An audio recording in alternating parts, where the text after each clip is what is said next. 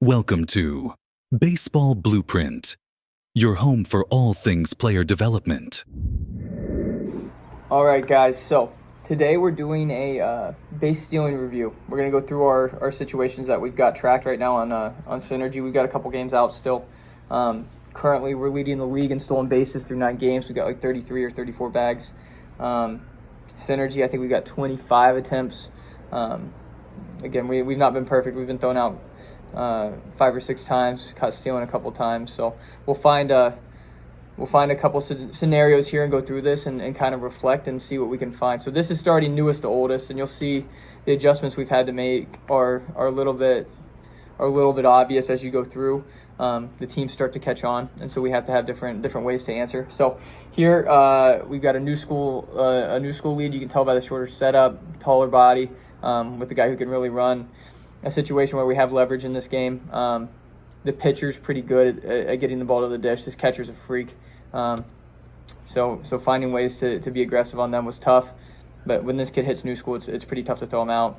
He works to try to take third, does a good job shutting down and showing his athleticism there by getting back. That catcher showed off the rocket a little bit too. So he was a tough dude to run on. If you notice here, the team had started to stop our new school techniques as the game went on. Notice how our runner shows old school. You can see where he's at over here on the high home cam. As he comes back to his new school and then goes out to try to time up the pitcher. He does a really good job. Now this catcher puts the ball on the money here, so we've got to have an evasive slide, but the runner did a good job making it a close enough play to where he could find a way to apply pressure successfully. But that's tough, right? So here's Conlon Daniel. He's a real burner, but we've got a really quick arm to the dish. This catcher's like a 1.9, something like that. Like he's a legit stud. Now Conlon, you'll see as we get deeper in the video, has worked on his technique a lot. He was kind of bouncy, like up and down. His head almost looked like it made a rainbow shape. Here he's very direct. Now this timing isn't super great. He doesn't get his full footage that we're looking for, but it's fast enough and it's good enough timing for him to still steal the base. And he just burns, man. And he does a really good job like creating space with his slide, hard head first, the outer half of the bag. It's really hard to teach. Now, this is a double steal. Here's what I'll say about this scenario. This is not a good time to run. I'm gonna go to this video so you can see it. We were down big. I think it was me being a little bit like over aggressive and greedy. There was just no reason to double steal here. I was thinking like maybe if we apply pressure they'll implode. They weren't really holding our runners in the middle. Pitcher was doing a great job with his looks, though. It's really hard to get a clean break. We had to kind of vault on his window, which delays our timing instead of vaulting on his first move. And you can see the video. You'll watch the throw here. This catcher puts the ball on the money. Now the ball gets away. We end up getting it safe. Ball ends up getting into left field, but there was no need to run there, and I think from my end it's got to be a little bit cleaner in terms of when we attack. That runner's really good and really well coached. So when I kind of nodded to him like, hey, maybe, he kind of gave me a sideways look, which is fair. But shout out to him for going in hard, because otherwise we're probably out. Here's another scenario where like it's a little bit unconventional. We've got a guy who's not a stolen base threat, not really that quick in terms of just raw speed, but he's got great feel and he gets really good jumps, and his new school lead, when he hits it's like a 1.5, which isn't crazy fast, but it's enough to apply pressure. Shows old school here because we've been putting him to sleep with like just a dead old school lead.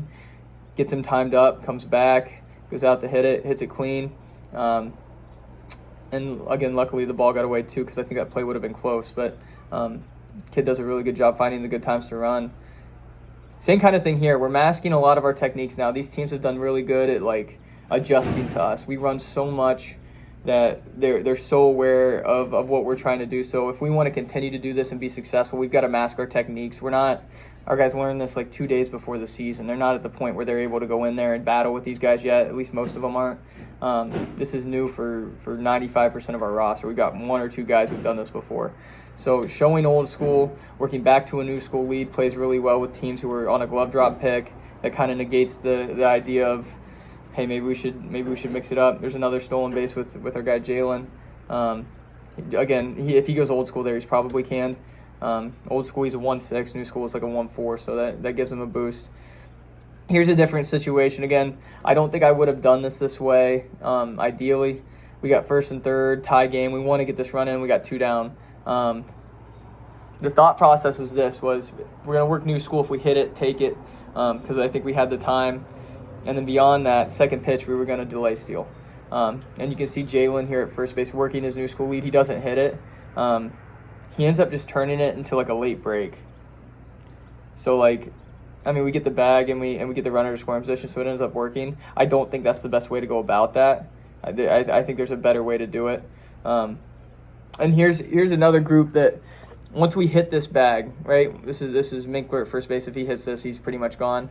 Once we hit this bag, it's like immediate adjustments. A lot of these teams, like, they make adjustments so well. They're so well coached, and the players are so good at understanding like what we're trying to do.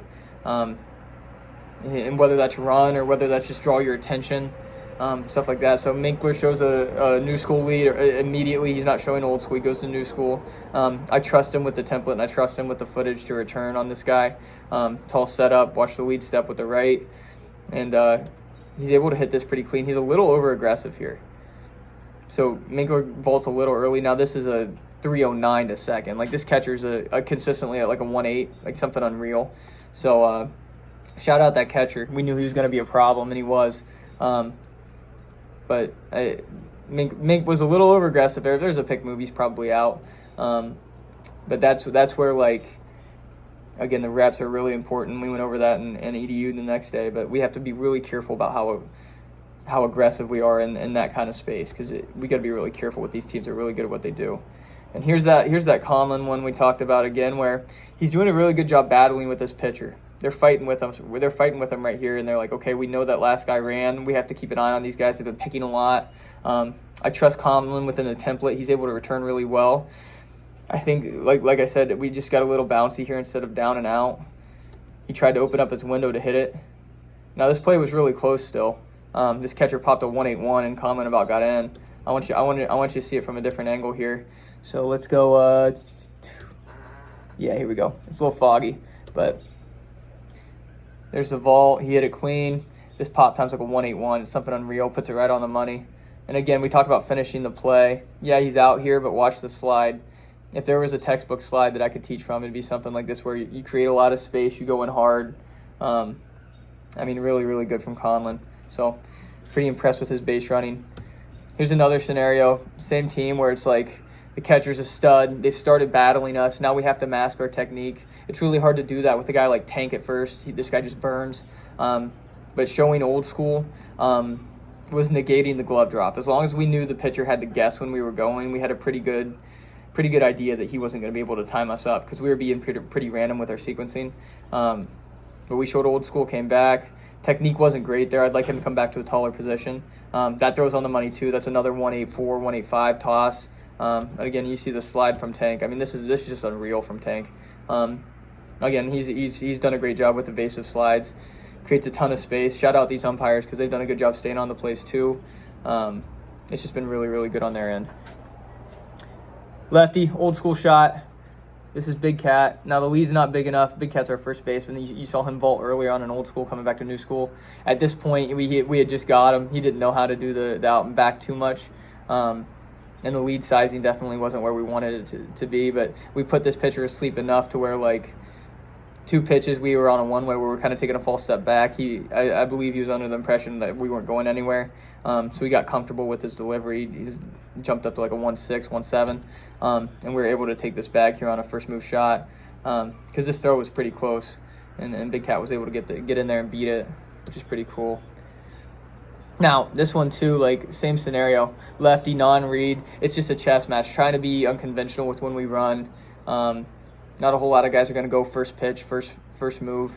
And I think this guy gets a great jump too, but that really helps us. That's damn near a pitch out. If you watch where the catcher's setting up, it's almost like they knew we were going here. Watch where the catcher sets up here, way off. Works out and into it. We're still able to get in, get the bag, which is great. But again, if the math's off, that plays really well, but I'm glad the math wasn't off. Same scenario, same kind of deal, same pitcher, first move, we're going to test it.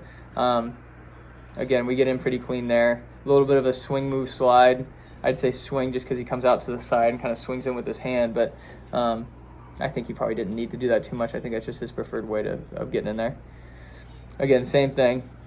Now we knew we had to go we had to go late there. So here's the scenario. I don't think I would have ran this way. So we got Tank at first, which you guys saw earlier. He's a pretty decent burner. We got a slow lefty to the dish. This catcher's a freak though. This catcher's like a 195 2 flat on the base consistently. Like he was a real problem.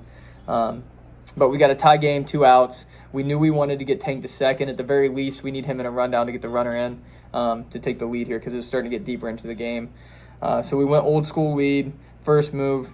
I think he has it if he goes hard head first into the bag, but I think he decided this was going to be too close. I'm going to shut it down. I'm going to come on back, get in the hang up, make sure the run gets in. Probably a safer play than what I would have went with. But shout out him for staying in it long enough to get the run in because that was big. All right, let's see. Okay, we've got a righty here. We're testing this catcher. I think in this point in the game we had enough leverage where we could take a shot. This guy's been on his jumps. He's not slow, but he's not a burner. And this pitcher's just been in super good rhythm. So we've been trying to work new school with him. We're just not quite there yet with the technique. We would have probably went new school if we had that technique down by now. But instead we took a shot. Really not a great jump at all. The throw was low, luckily, because that would have been a really close play at second. But again, with leverage, we'll take close plays. We're applying so much pressure. Guys just start getting super nervous behind the dish and on the mound. So we went old school there. This is a guy who can go new school. He doesn't need much here. That was the cue, like, hey, you don't need much to hit this. Just take the bag. And again, small vault. That's a low intent vault. To be honest with you, it's probably the same as his new school steal. He just feels more comfortable with that, or same as his old school steal, but he just feels more comfortable in that position. Here's Newport. This play is unreal, by the way, so we're going to switch this. This is a not double steal, it's a dirt ball read. I can't believe this happened. We were down, not a good time to run. I'd like to see space on dirt ball reads at second base, and we did not see space. But this slide is unreal. I believe they called this an error on the third baseman it's like a missed tag error. I've not heard of that before. But you'll watch the runner. The catcher is a freak. Just swallows this dirt ball and then guns at the third base. We stop our feet. We dive in with our hands, and the guy at third base whiffed the tag. We're going to watch that one more time because that was just crazy. Let me get to this here. Is it? Oh, no, I'm missing it. That's all right. That's all right. Oh, here it is. Get back to that. I mean, it was one of the coolest slides I've ever seen. I'm bummed he didn't get his bag out of it, but, I mean, killed the feet, hand goes in. That's Ty Acker, for those of you guys who are wondering. He's just a stud. Okay, back to our next scenario here. Runner on first, old school. We're just going to rip it. We've got the time. I'm going to play chess with him. If they throw behind us, so be it. But he's a non-read guy. So as long as he's non-read, he's got to make his mind up before we do. Pretty straightforward there. Same with this guy. Non-read guy. We're going to go first move. We hit him at like a 1-6. This runner's at a 1-6-2. We had the catcher at a 2 flat pop. So we're like, let's test it. We got in safe there. Same thing here. Same guy. Very similar plays. Catcher eats it. Probably had a shot there, but same guy did the same thing on him. Probably felt slow. Steal a third. I know you can't see it over here. He's in safe. That runner's got great instincts. That's Jalen Hernandez, who just has incredible feel. This is Matt Chattel, who tweaked his leg a little bit. He's at home now, but going old school off a lefty, non-read lefty. So we're going old school on a one-way. When he'd lift his leg, we'd go back. Got him comfortable with that, and then we said, okay, we're live now. So he went out, he hit it clean, we're off, and there's a bag for Matt. That was pretty easy. And then here we're going new school again. This is this kid's first time doing it. It was a little passive. He got in there barely, so he was safe, but it was a little close. Another old school shot on a non-read lefty, not the greatest jump, no throw. That was Jalen's 4th or 5th bag that game, something like that. And here's a big one. We needed this run. Tie game, bottom of the 9th. Stole second. Ball gets airmailed to right field. We get to third base. First baseman, who's at the dish, 2 strike battles, gets the ball in play, and we get the run in. So really, really good from the guys. That's all she wrote, guys. So thank you for watching. If you have any questions, adjustments, things you think we could be doing better, let me know, and we'll get on it. So thank you.